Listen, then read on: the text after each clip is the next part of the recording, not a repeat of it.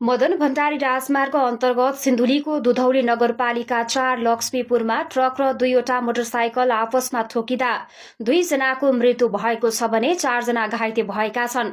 आज बुधबार दिउँसो करिब 12:25 बजे विमानबाट दुधौलीतर्फ जाँदै गरेको प्रदेश 102002 ख 411 नम्बरको ट्रक विपरीत दिशाबाट आउँदै गरेको प्रदेश 201001 प 2142 र म प्र 0206 प 5841 नम्बरका मोटरसाइकल आपसमा ठोकिएका थिए।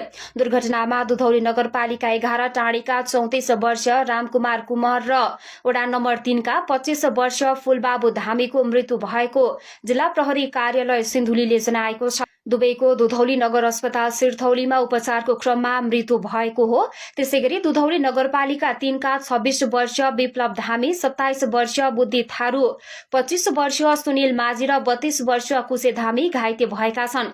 यीमध्ये विप्लव धामी, बुद्धि थारू र कुसे धामी बोल्न नसक्ने अवस्थामा रहेको र सुनिल माझीको भने अवस्था मध्यम रहेको सिन्धुली प्रहरीले जनाएको छ। प्रहरीका अनुसार म प्र 0206 प 5841 नम्बरको मोटरसाइकलमा ठक्करपछि आग लागि समेत भएको थियो।